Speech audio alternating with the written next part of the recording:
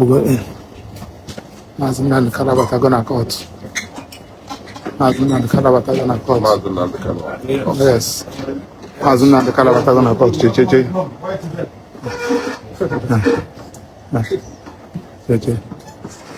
Mas Gwandi Boku.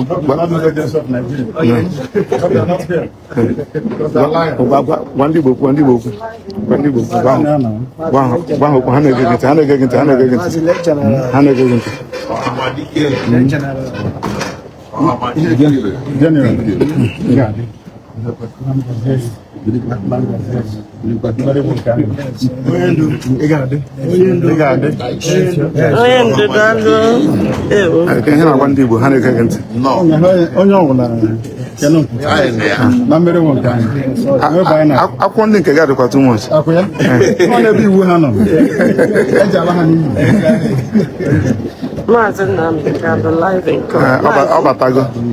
Live in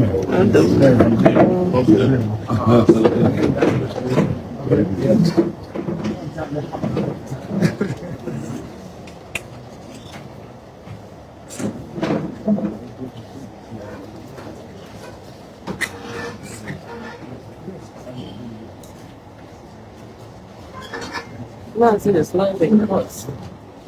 All are in good spirits. Yes, Abatago. And I am my project. Obviously, you can see where you are.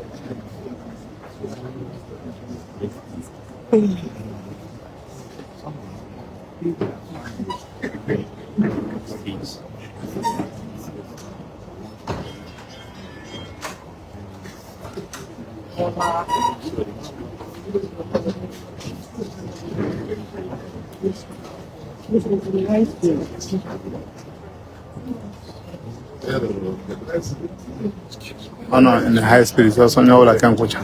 Oh, you better carry a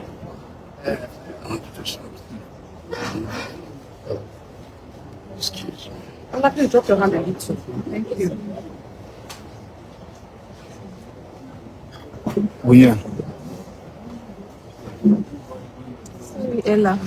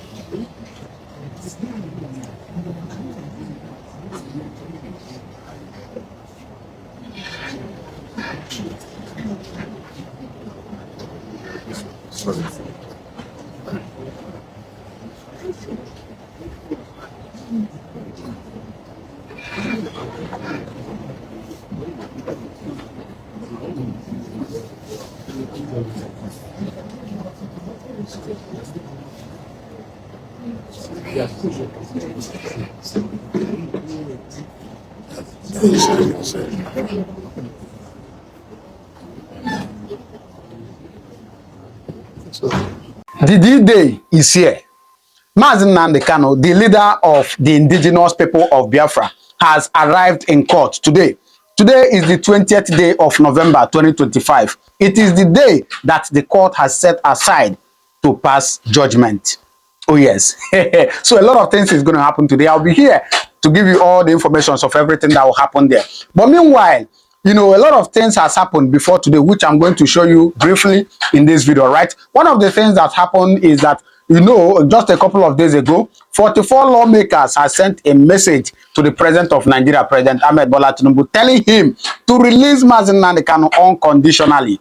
Oh yes, so they have sent a message to him telling him to release Nnamdi Kanu. Another thing that has happened is that, of course, Nnamdi Kanu has filed, has sued some doctors in Nigeria over fake medical reports.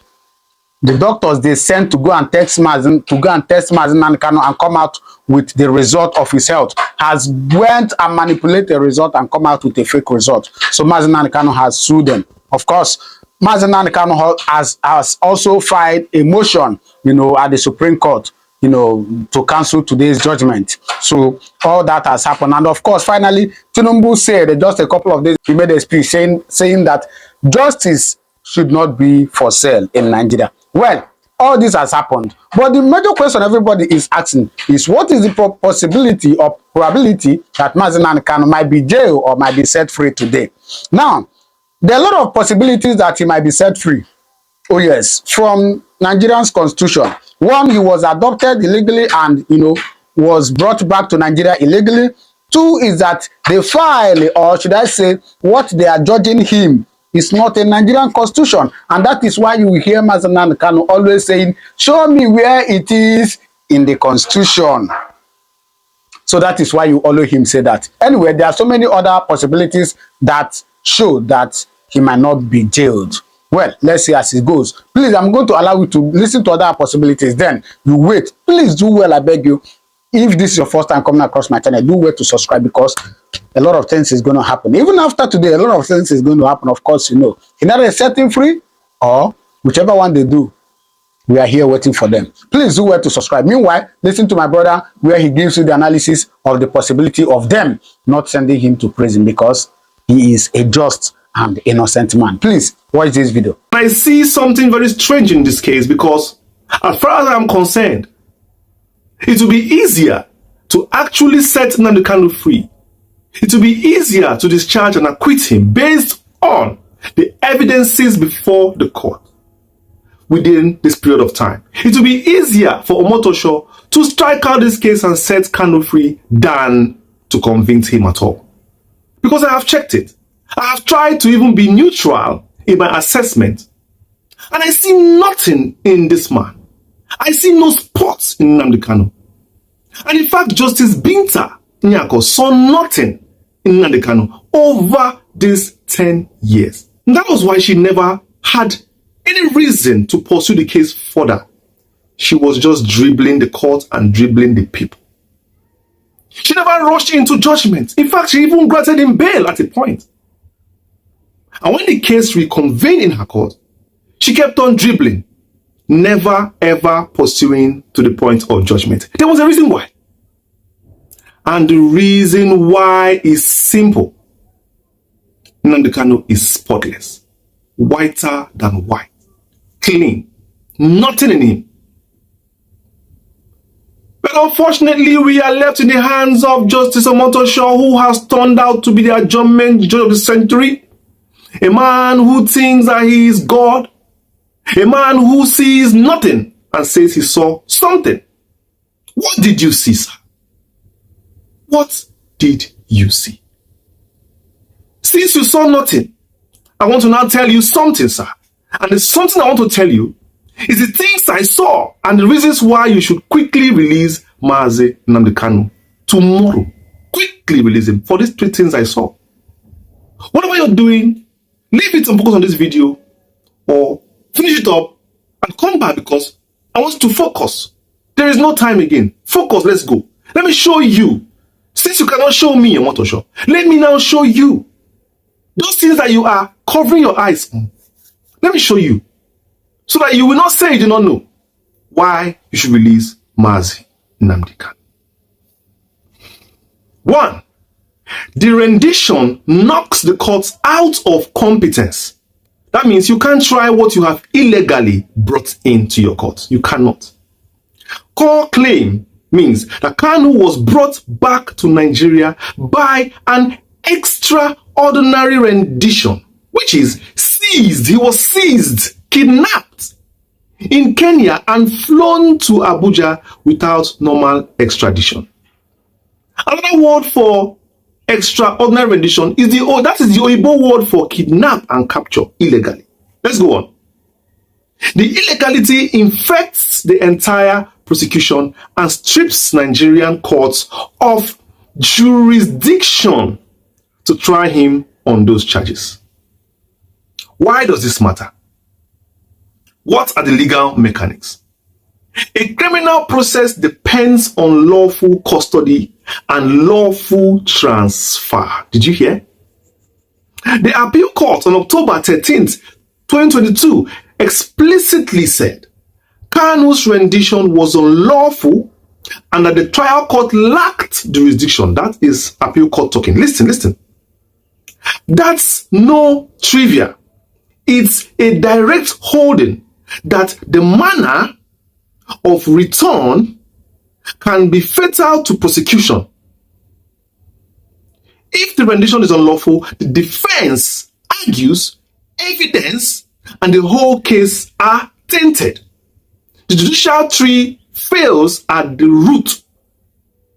Independent bodies and foreign courts later began to treat the rendition as illegal.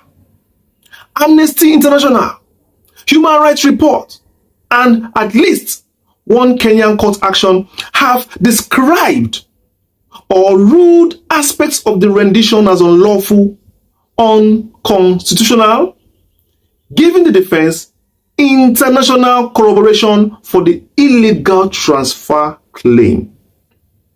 That strengthens the argument that Nigerian courts lack clean jurisdiction to try Nnamdi Kanu. If Omotosho proceeds despite a credible finding that rendition was unlawful, his judgments can be attacked on jurisdictional grounds, setting up appeals and the risk the conviction will be overturned. Yes, overturned by higher courts. Also, even if Omotosho tries to distinguish the rendition, saying that a crime is a crime, yes, a crime is a crime, that's what he will say, regardless of how he came into the country, a crime is a crime. If he says that, the defense will insist on the exclusionary principle. Evidence obtained through rights violating means should not feed a prosecution that would profit from the state's own lawless acts. Did you hear? Evidence and custody obtained through rights violating means should not feed a prosecution that would profit from the state's own lawlessness. I will show you. Since you close your eyes, I will open it. Number 2 reason is statutory time bomb. The prosecution may be building on laws that were repealed, amended, or apply only retroactively, or not at all. The charges or specific counts against Kanu rely on terrorism provisions that have been amended and reenacted in ways that create fatal defects, either because the old text was repealed, because the new act changed the elements of the offenses, or because the prosecution is trying to apply laws in a way that violates non-retroactively and saving clause rules. Why does this matter? Nigeria's counter-terrorism statute has been through multiple major iterations: 2011 Act Amendment, 2013, and a substantive overhaul, reenactment in 2022. Defense counsel can argue which exact version creates the offense charged, whether that version was in force at the relevant time the offense was made, and whether the prosecution has properly pleaded and proved the exact statutory elements the law now requires. If the indictment tracks a provision that was later repealed or substantially altered, the indictment can be defective. Yes. You are trying to pin a man on a charge that is no longer existing under law. Whose fault? Was it Kanu that told you to delete the law? Was it Kanu who told you to delete the law that you created? Did you create the law for Nnamdi Kanu alone? You created the law for the country, and the same way you felt you want to repeal the law. Whose fault? That's not Kanu's fault. It's your fault. Discharge Nnamdi Kanu today. Number 3, evidence and procedure, chain of custody, coercion, denial of access, and no case submission. The prosecution has to prove a prima facie case. Every element with admissible, untainted evidence. The defense can attack witnesses the chain of custody for seized materials, possible coercion of statements, and procedural denials like access to lawyers, medical checks, disclosure of documents to destroy admissibility and credibility. Why does this matter?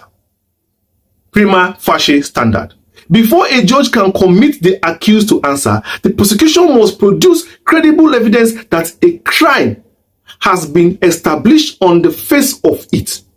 The defense has repeatedly filed no case submission, arguing the state failed in these tests. If any of those factual evidentiary contentions are sustained, the judge cannot convict without a proper case. Omotosho has at times overruled no case submissions, but those rulings can be appealed and are contestable.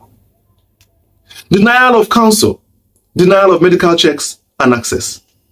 Reports and defense claims that Kanu was denied regular access to legal papers, medication, attention, or free consultation can be used to argue the prosecution's case was built on compromised evidence or that the defendant couldn't properly confront witnesses. Courts treat systemic denial of fair trial rights very seriously. This is exactly the core case of Nnamdi Kanu's case in court, because there are a lot of dynamics in this. There are a lot of arguments in this. Emotionally, people say, Nnamdi Kanu is an Igbo man. He's a Christian. He made noise. He did Biafra. This and that. Okay. But what of freedom of speech? The last time I checked, there is something called freedom of expression. What does expression mean? Expression can mean anything. You cannot accuse a man setting up Radio Biafra to preach a gospel to his people and call it that he is preaching, coercing people to do evil things. Whereas there is not one evidence of people who he has coerced. We all listen to radio stations every day. How many times has a radio station coerced us to either buy a product that is selling on the radio or go for a program that is being advertised on the radio? Let's go. Let's talk. So definitely, this is a clear case of injustice. On 20th of November, Omotosho, listening carefully to the voices around. Know the right thing to do. Go home to your wife and ask her, what should you do? If you don't know what to do, ask Madam. Madam will tell you exactly what to do. Anything she tells you, do it. Because you are not yourself. Something has gone wrong with you. Something has eaten deep inside you. You are a young man. You have a career ahead of you. Follow these reasons and strike out Kanu's case. Shock the world tomorrow and be a hero. Shock the world tomorrow and be a hero.